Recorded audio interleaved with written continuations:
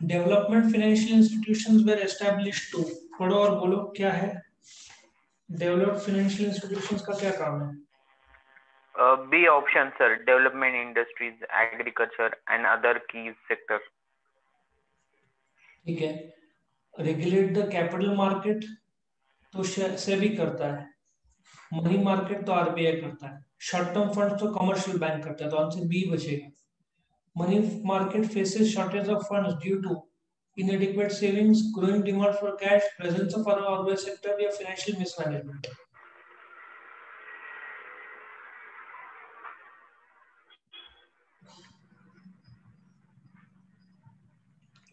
Sir, option A. inadequate savings है अपने देश में। Individual investors have lost confidence in the capital market due to lack of financial instruments, high transaction costs, low returns, financial scams। Sir, financial scams. हाँ, वो पहले होता था, अभी तो काफी कम हो गया। Commercial banks act as intermediaries in the financial system to make profits, accelerate the country's economic growth, mobilize the saving and allocating them to various sectors of the economy, control the credit।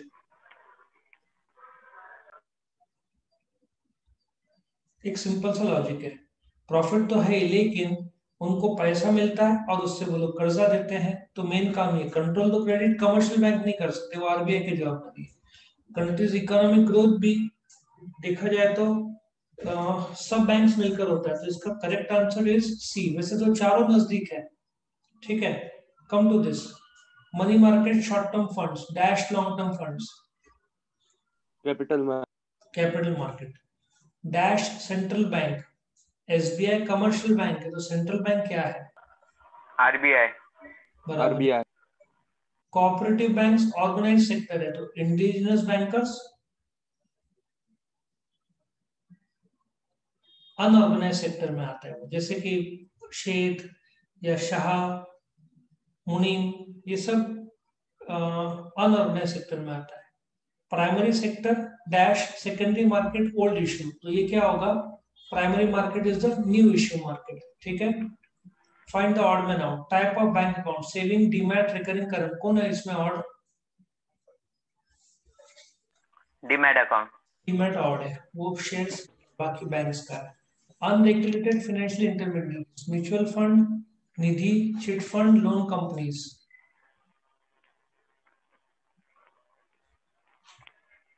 Mutual fund.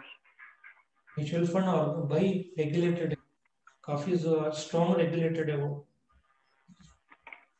Chit fund जो है, एक minute है, ये odd one है ना।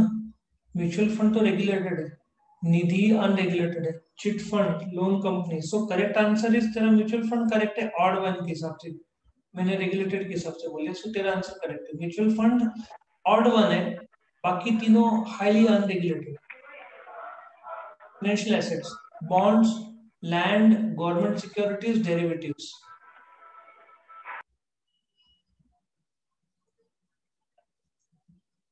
Bonds financial instrument है, government securities, land.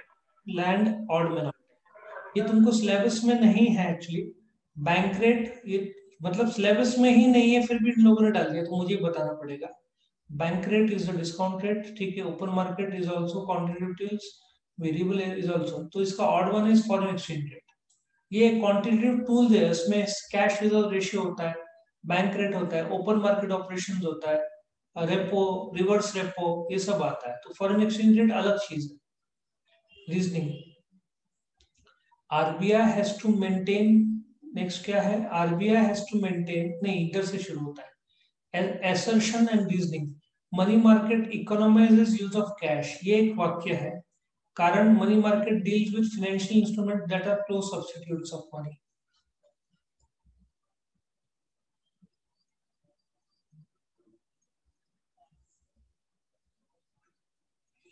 सो एक तो सच बात है, ए भी ट्रू है और आर भी ट्रू है। सो वन तो उड़ जाता है, दूसरा उड़ जाता है। सो 3 और 4 में से राइट आंसर है। Let us see. So money market economizes use of cash. Money market deal with financial instruments, जो पैसों का क्लोज सब्स्टिट्यूट है. डायरेक्ट तो रीजन सर नहीं बोल. थर्ड आएगा. हाँ, थर्ड आएगा sir. Both A and B are true and R is correct explanation of. ठीक है.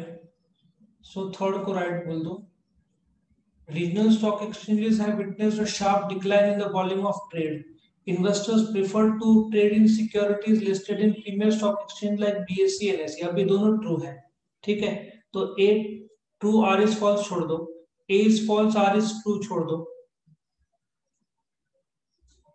एक्चुअली इसका ना सेकंड का तुम्हारे नोट्स में करेक्शन कर लो कि सेकंड का आंसर ना कौन सा था. हाँ, ये इसका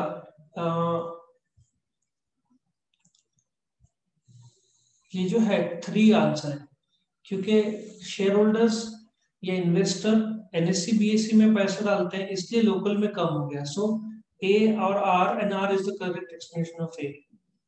और फर्स्ट का मुझे लगता है चौथा कर देना आंसर. फर्स्ट का जो है ना मनी मार्केट, दोनों का डायरेक्ट संबंध दिखता नहीं है मुझे. सो फर्स्ट का क्या करो, फोर्थ आंसर दो, not the correct explanation.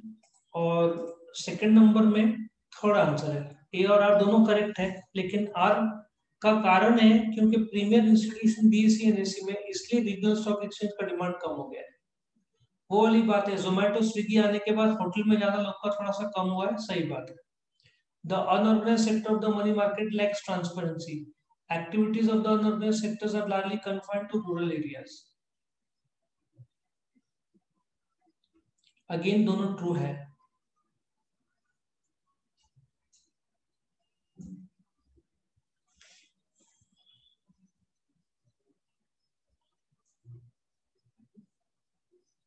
Again गांव में है वो कारण नहीं है. अनऑर्गेनाइज्ड सेक्टर शहर में भी होता है. इसका भी आंसर एक्चुअली फोर्थ है. दोनों अपनी जगह पे ट्रू है, लेकिन ये करेक्ट एक्सप्लेनेशन नहीं है. गांव में इसलिए ट्रांसपेरेंसी नहीं है, तो शहर में भी ट्रांसपेरेंसी नहीं है. सो इसका correct answer is three, third का fourth. Foreign exchange management and control is undertaken by commercial banks. RBI has to maintain the official rate of exchange of rupee and ensure its stability. Comedy है लोग. एक joke बताओ. ये दोनों false है statement.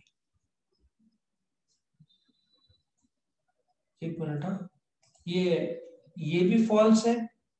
Official rate तुमको बताता हूं क्यों सेटर ने गलती की है. पहली बात, 1991 से पहले आरबीआई डिसाइड करता था फॉरेन एक्सचेंज रेट क्या है. 1991 के बाद में मार्केट फोर्सेस डिसाइड करते हैं रेट ऑफ एक्सचेंज क्या है. तो ये फॉल्स है.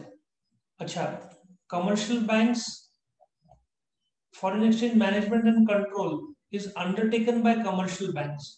कंट्रोल तो आरबीआई मेंटेन करता है. तो एक्चुअली दोनों फॉल्स है. तो इन लोगों ने जो गड़बड़ी किया है ना, ये इसका correct answer is A is false and R is false. दोनों फॉल्स है. समझा मैं क्या बोल रहा हूँ? Yes sir. जो फॉरेन एक्सचेंज मैनेजमेंट है वो आरबीआई करता है. आरबीआई रेट डिटरमाइन नहीं करता. वो जमाना 30 साल पहले चला गया है. गलत दिया है इन लोगों ने. Identify and explain the concepts from the given illustration. Raghu's father regularly invests his money in stocks and bonds.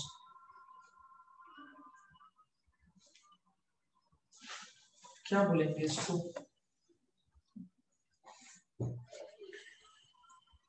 सोच सकते हो इसका क्या आंसर आएगा?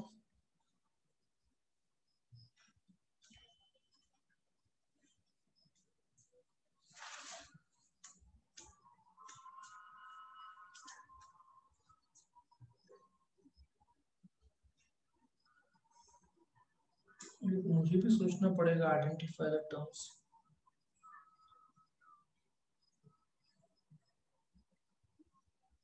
अच्छा, मेरे पास एक बुक है जिसमें आंसर है. एक करेक्शन कर लेना.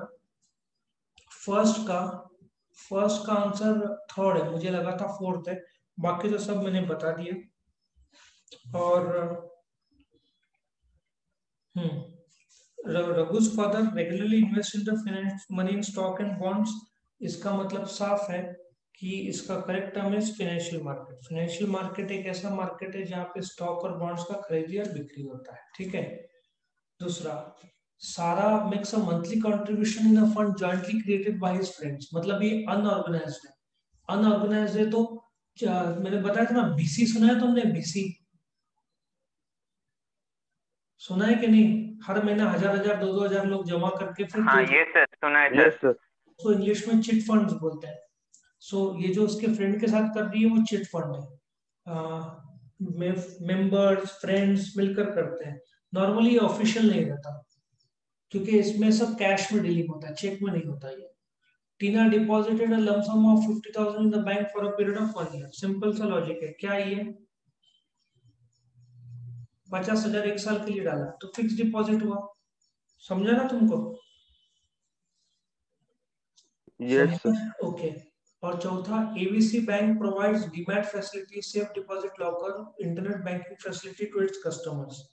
ये एक्सिलरी फंक्शन ऑफ बैंक्स है, मतलब एक्स्ट्रा एक्सिलरी फंक्शंस बोलते हैं। बोलते हैं ना, ये कौन सा फंक्शन है तुमको मैं बताता हूँ।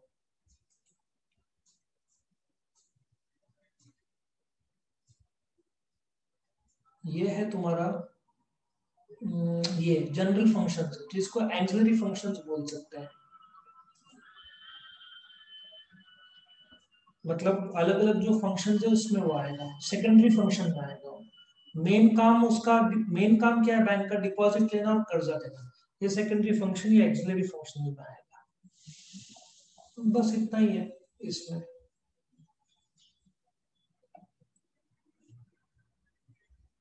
तो यहाँ पे ये चैप्टर, क्वेश्चन और सिलेबस खत्म होता है इकोनॉमिक्स का।